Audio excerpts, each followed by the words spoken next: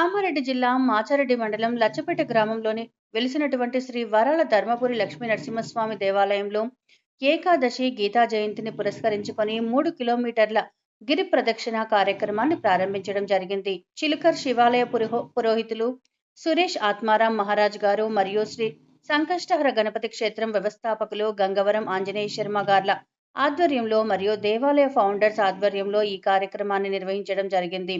మరియు వివిధ గ్రామాల నుండి భక్తులు అధిక సంఖ్యలో పాల్గొని గిరి ప్రదక్షిణ కార్యక్రమాన్ని విజయవంతం చేశారు. లచ్చపేట గ్రామంలో ఈ రోజు వరాలను కురిపించే లక్ష్మీ నరసింహస్వామి సన్నిధానం మొదటి గిరి ప్రదక్షిణాన్ని ఈ రోజు చక్కగా మనం ఆచరణ చేసుకున్నాం. మళ్ళీ 30వ తేదీ ముక్కోటి ఏకాదశి రోజు మళ్ళీ వందలాది మంది భక్తుల చేత గిరి ప్రదక్షిణ రెండో గిరి ప్రదక్షిణను ప్రారంభం చేయబోతున్నాం 30వ తేదీ నాడు. ఆ రోజు మంగళవారం అయింది. కనుక ఆస్తికులైన సమస్త భక్తులందరూ కూడా మొత్తం ఉమ్మడి జిల్లాలలోనే మొదటి గిరి ప్రదక్షిణం ఈరోజు చాలా వైభవంగా అద్భుతంగా సక్సెస్ అయిపోయింది. మళ్ళీ 30వ తేదీ నాడు తర్వాత అభ్యుదయ పథంగా అందరం కూడా మనం ఈ గిరి ప్రదక్షిణ కొనసాగిద్దామని మొత్తము అరుణాచలం తర్వాత మళ్ళీ గిరి ప్రదక్షిణం మన కామారెడ్డి జిల్లాలో మొట్టమొదటి గిరి ప్రదక్షిణం ఇంత వైభవంగా జరుగుతుందని ఊహించలేదు. కానీ వందలాది మంది భక్తుల చేత అద్భుతంగా ఈ గిరి ప్రదక్షిణం సక్సెస్ అయింది.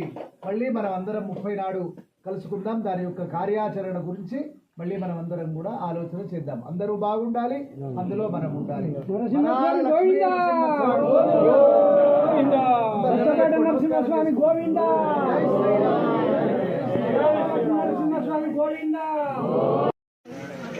అరుణాచలం కానీ తెలంగాణలో అనేక క్షేత్రాలు ఉన్నాయి, కొండలపైన దేవాలయాలు ఉన్నాయి. ఈ గిరి ప్రదక్షిణలు ఈ ప్రాంతంలో మనం చాలా ప్రారంభం చేశాం.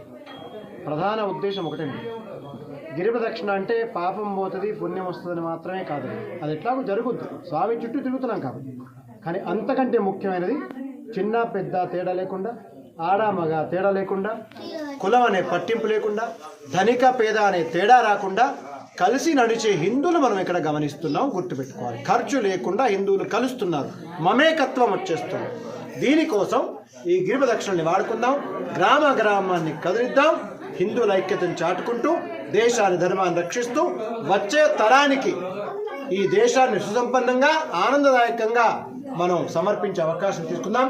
దానికి భగవంతుడు నరసింహస్వామి ప్రమాణం ఎట్లా అంటే, ఒక ప్రహ్లాదుడు చిన్న పిల్లోడు, ఆ చిన్న పిల్లోడు పిలిస్తే అంటే వచ్చే తరం అనుకుందాం, దేవుడు కదిలి వచ్చాడు. మరి వచ్చే తరం కదలాల్సిన అవసరం ఇప్పుడు చాలా ఉంది.